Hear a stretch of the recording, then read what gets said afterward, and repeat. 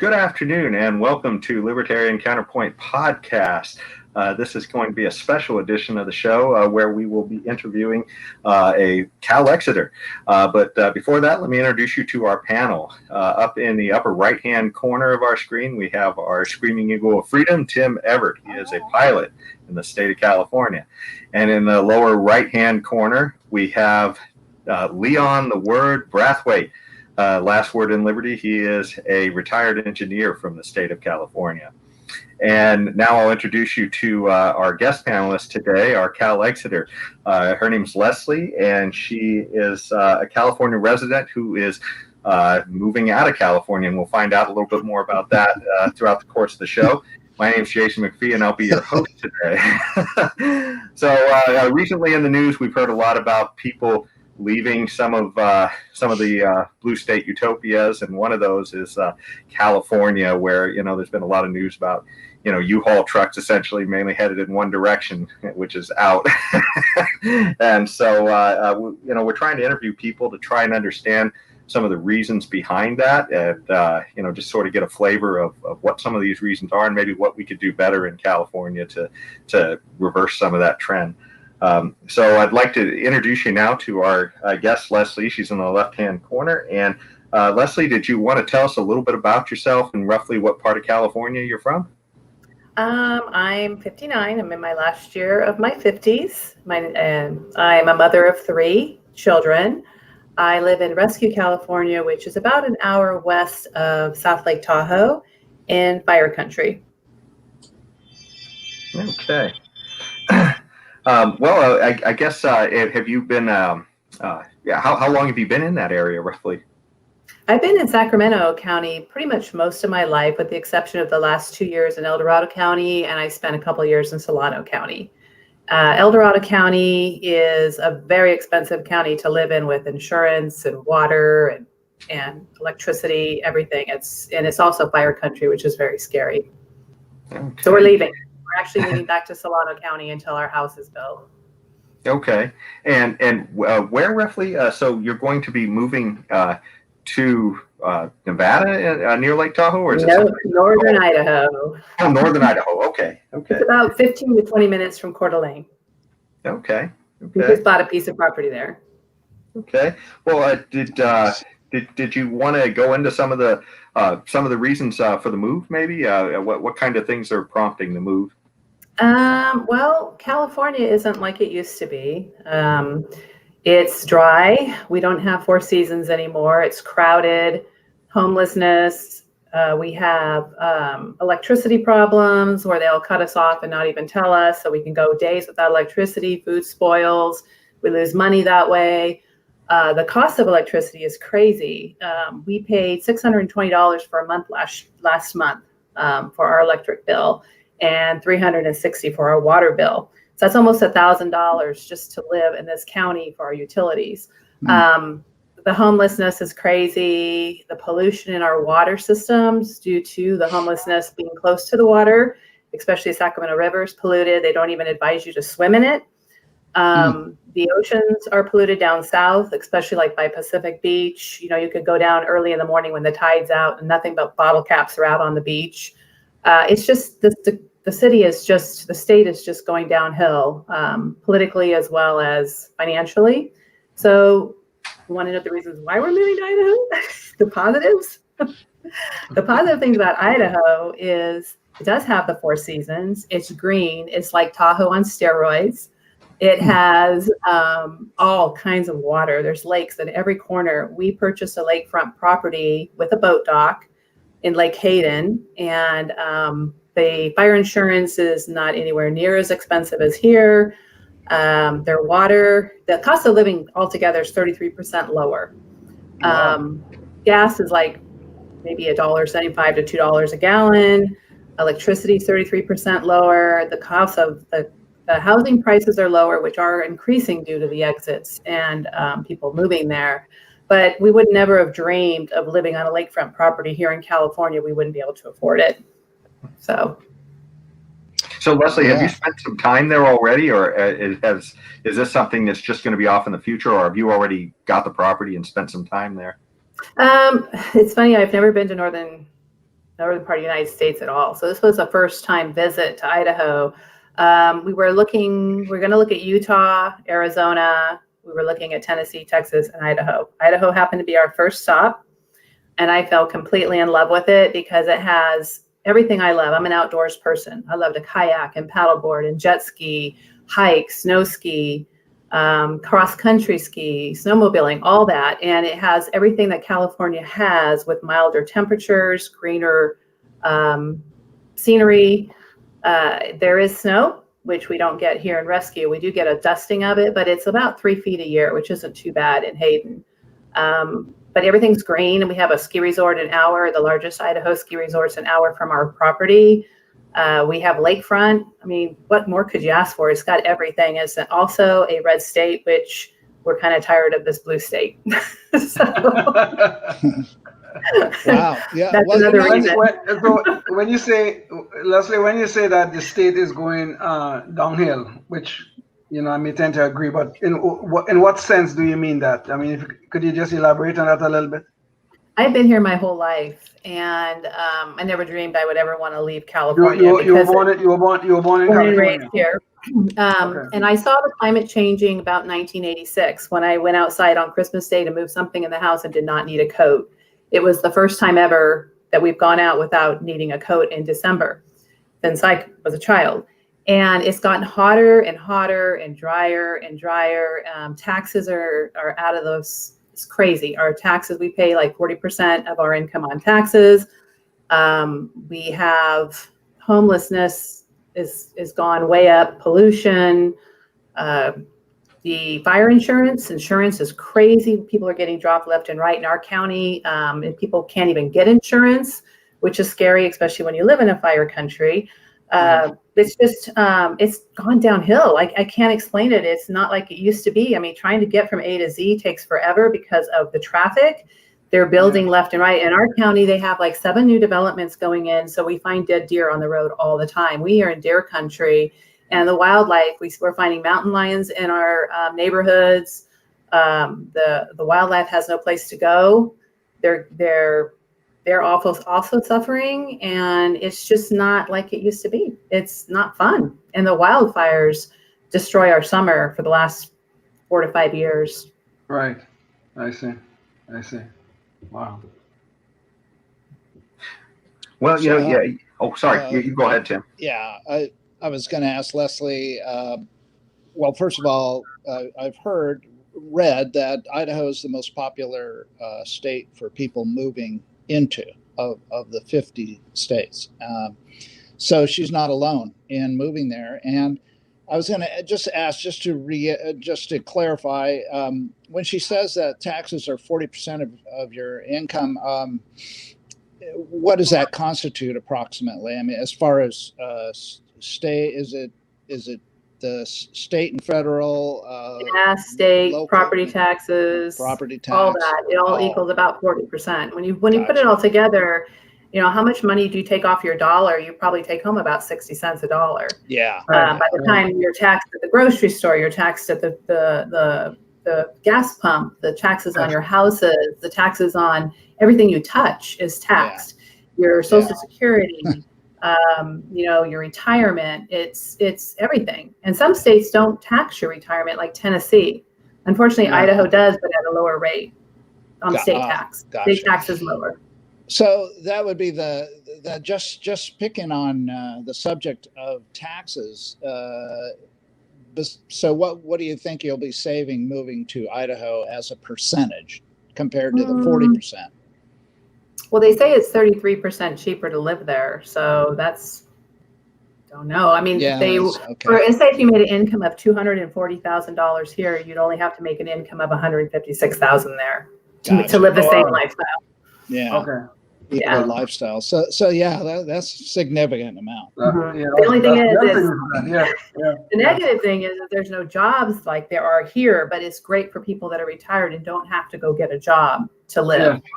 And sell your house here, you can take your cash there and get so much more. Right. How about pilots? Can a pilot work over there? Because you can be stationed anywhere.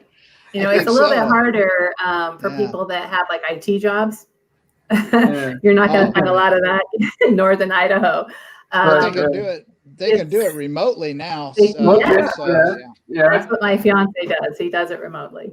He's in IT. Okay, cool. Yeah, No, he's not in son, IT, but he's my son works at home, but his job is early. His employer is in San Francisco, and he's like 2 hours away physically from his job site, but he does all his work from home. Yeah, so my fiance is the same. Yeah. San Francisco. Yeah. If you have the internet, as long as you have a good hookup to the internet, you could probably work in IT. You could probably work almost anywhere. Yeah, we're hoping that he'll work for the next 5 years from Idaho, in Idaho, and have his companies here. So we'll even have more money than if we were to live there. But he's retiring in 5 years. I'm already retired. Oh, I see. What did you do, if you don't mind talking about your previous job, the career that you had? The last job that I had, I worked at a dental manufacturing facility as their quality assurance manager, materials manager, and FDA regulatory affair manager for 12 years. Wow. Okay. I didn't actually know what you did. We were involved in a big group of people that were basically getting together to socialize, and you would not know a lot about everyone, but you know something about everyone. So there you have it. Cool. I've been retired for a while, so people think that I've never worked. And you worked in the private sector, correct? Mm-hmm. Yeah, the dental manufacturing company was owned privately, and I left when they bought it out. I was part owner. I had paper in the company, and so Gotcha. When they got bought out by a larger dental manufacturing company back in St. Louis, I decided to leave.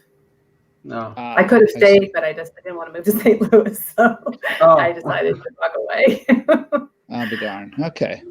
So it sounds like your prior employer then was also leaving California as well. I don't know where he's at. I haven't talked to him in 15 years or more. Okay. I have no idea. I think he went on to open up another company, but at the time I had just gotten pregnant with my youngest and decided to move on, and I haven't looked back. Okay. I've been having fun. She'll probably run into him at the supermarket in Idaho. Oh, it's really funny. My ex-husband moved to Idaho, and my ex-fiance moved to Idaho. It's a small world. But I'm on this site called Leaving California for Idaho, and I'm telling you, there's 10 people every day that leave California, and they're like posting pictures of their new house in Idaho. Approximately, on the average, 10 people a day. Wow. So Idaho is a popular destination for people leaving California. Yeah, the southern part of Idaho, down by Boise, Meridian, Nampa, they have nice housing developments down there for younger folks, and it's closer to a major city for them to continue their employment. Up in the northern part is mostly retired people. We live in a very huge retirement community called Hayden. There's like 3 golf courses in that community. The lake we're 15 minutes from Coeur d'Alene, but when people go to vacation there, they don't go to Hayden, they go to Coeur d'Alene. That's why we bought in Hayden, to keep away from all the tourists. Right. Already trying to snub those Californians coming up there. Oh, I hear that people in Idaho don't really like the Californians because they think we're all Democrats. And they're a conservative state. So they want us to keep our beliefs and things here. And they say, change your license plates before you actually enter Idaho and you'll be okay. We might borrow somebody's license plate that say Nevada or something on it just until we get our own. It's getting flooded with Californians, and they're getting a little bit upset about it. They don't mind if you don't bring your California ways with you, but they don't want our policies and our mentality and that kind of thing. They don't want us to change. I'm sorry, Tim. I'm sorry. I was just going to say that kind of thing doesn't make a lot of sense to me, because I think it's the type of people that leave that would bring more of a conservative bent to the that's what we're hoping. We met our neighbors from Southern California. Cool. Yeah. Yeah, Tim, what you just said makes sense. And about people leaving, and the people who live in California will tend to be more conservative, and I totally agree because I'm one of them people who would have liked to leave, but I can't for a lot of reasons. But about 3 or 4 years ago, the Wall Street Journal had an article about I don't know what state it was, but it was about people who leaving California and going to this state. It might have been Utah or one of those states. But the people who living in Utah and seeing these new group of people moving in, they were really upset because they felt like some of the California values was coming to the state. It might have been Utah, I'm not sure, but there was some issue about that must have been 3 years ago in the Wall Street Journal, which was kind of surprising given the fact that people like more conservative people will tend to be the people most likely to leave the state. But that was just an issue there that was kind of puzzling to me.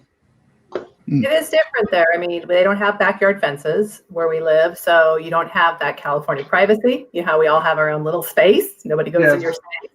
And you hear stories from people that are from California that don't really like that, not having their space. Someone's on the curb, the center, or driving on their, or parking on their grass, or to them it's no big deal. It's like, wait a minute, that's my piece of grass. So you have to kind of change your mentality a little bit. And I hear they're very friendly though, in a lot of the different states. Yeah, I see a lot of people. I'm on another site called Leaving California, and it's interesting to see all the different places people move to and what they get for their money. Okay. Yeah, Leslie, one of the things that has kind of popped up recently, and since you were mentioning the taxes, and maybe that being one of the reasons to leave, but California is recently, it sounds like they're going to propose a wealth tax on people who aren't even here. Is that something that concerns you as you're heading out the door? A wealth tax on California or on the United States? Well, I think it's on people who earn their money here in California. It's one of those things that's been. I heard that they're trying to make an exit tax. Yeah, I've heard of the exit tax. Against our Constitution. I don't think they're going to be successful at that. I know that they started targeting corporations first, but I think we'll be out of here before that happens. We're going to be out of here. Our property just closed escrow on Monday, so we are moving back to my old rental. Leaving this house, El Dorado County, to get away from here. And I live in a retired golf course community. I have a rental out there in Rio Vista. Have you ever heard of Rio Vista? Yes, I have. And we're going to move back there and get the house ready to sell. But in the meantime, we have to start our house, which we have to go with the designer. We have to do, find a builder. It'll take about 2 years, unfortunately. Oh, I see. Before we actually leave. Okay. Huh. There was a question, wasn't there, Jason? I saw a question from somebody come across the screen. Yeah. Yeah, go ahead, Tim. It's I don't know if you guys see it. Came from Libertarian Express. So, what is the most difficult part of deciding to leave? Well, I think it's because I've been here my whole life. My family's here. I have 3 children that live in California right now, pretty much in driving distance. But my oldest is going to Ireland. My youngest is going, she's in Stanford for 6 years, so she's stuck there. My middle child is moving up north. My brother's going to Italy. So the last person standing is my mother. And she's not doing really well right now, but if she's still here in 2 years, I'm probably going to take her with me. That's the hardest part, is just leaving your family and friends. But most of my friends have already left me, so there's not a whole lot left. Yeah. But as far as everything else, I don't think it'll be difficult at all, because Idaho does resemble California in so many ways. The only thing it doesn't have is an ocean. Yeah. Right. And it's clean as a whistle. I mean, literally, you can walk down the lake. You have the lake. You have the lake. We have lots of lakes. Yes, we have a lot of lakes. We have probably just 4 or 5 within 15, 20 minutes of us. Wow. So there's Sandpoint, and you can take a ferry to Canada. There's, Wyoming and Montana is not too far away to go to the state parks. It's going to be fun. I think we're going to have a really good time. And if it gets too cold in the winter for us, we'll just go to Puerto Vallarta for a month. There you go. Yeah. So, plus, I don't think you'd have trouble having people come up to visit when you have a house on the lake. like that. I don't think so. No, it's not the easiest place to access because you have to come into Spokane, which is not cheap. Like how Southwest, you can get tickets into Seattle and San Diego and places for $49, $69, $79, but Spokane's a little more expensive. So I think my friends will come up and visit, but we're also going to be visiting them because we have friends now in Utah, Arizona, Tennessee, and Texas. Oh wow! Okay. Yeah. Our last Cal-Exiter was Susie going to Tennessee. Yes. And she's there. Oh, is she in Tennessee? That's where my mom is from. I've visited Tennessee. They have some great tax cuts there. I mean, they don't charge you anything for your income. Retirement. But the thing is the weather. Being up here, it's been extremely hot, and being older, I don't like the heat that much. I didn't want to go to the desert. I didn't want to go to humidity. Again, Idaho has the weather like California, except it's milder. So in the summer, it might get up to 85 to 90. You have early fall seasons, winters, but they do have full 4 seasons there. Yeah, you mentioned. Oh, sorry. We're kind of getting near the end, and there's one question I wanted to put to you before we get to the end, and it's if California was going to make a pitch to keep you and your family here, what would it have to do? What could change in California to get people to stay or want to come here, in your opinion? We'd have to change the climate, which is not something I think they have control over because it's super dry and hot. Get better control on the electricity and water. We're running out of water and electricity. They keep building. They'd have to lower the traffic problems, which I think that's out of their control as well because there's so many people here. Taxes, just the cost of living here. Yeah. I don't know if they can change. I don't think they could do it in my lifetime. Well, I think one of the big things that they could do that they have control over is that the humongous amount of regulations they have in this state is unbelievable. And I think that is one place that the legislature and the governor have control over, and they are doing nothing about that. And they're seeing people like you leaving, businesses are leaving, and they still do nothing about it. As a matter of fact, they're doing the very opposite, passing more regulation to make people want to leave the state. I agree. You kind of feel like a prisoner here. There are a lot of regulations and rules, and it's getting worse.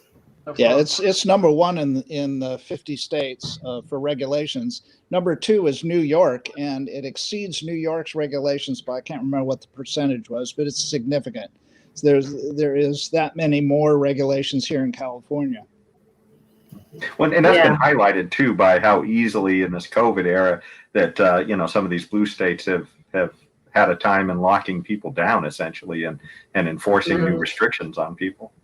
I'll tell you, when I was in Idaho during the midst of COVID, the waiters were masked and the people behind the counters were masked, but it felt pretty normal other than that. I mean, we ate at restaurants, we went to concerts, everybody was living life as usual. You could go to a beach with 25 parking slots at 2:00 in the afternoon and still find parking.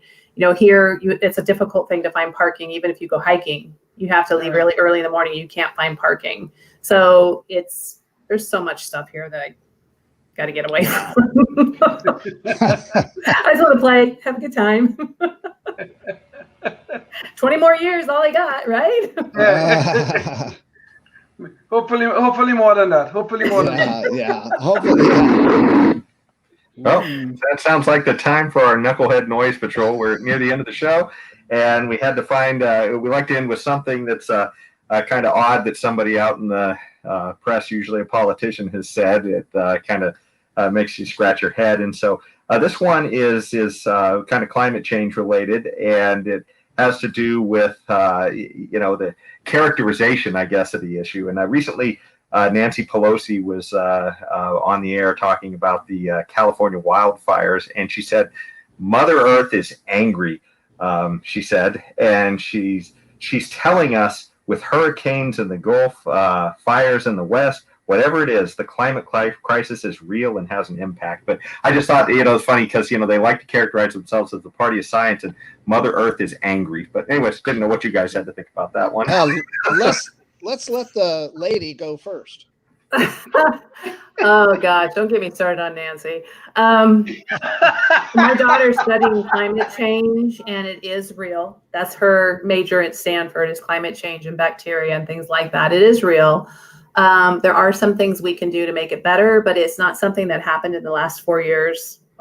This has been going on for centuries, and it's been going on for lifetime. I mean, the climate always changes. Yes. The thing with the fracking kind of cracks me up, right? I mean, Stanford did a study on fracking and said that it doesn't disturb the climate. It's very safe as long as it's done right. So Nancy and Biden, how Biden's going to change all the weather when he becomes president? I mean, those guys are crazy. Well, and change the wet weather with building fast trains. It kind of, He promises no more hurricanes, no more tornadoes. I mean, who's going to be God? I guess I don't know.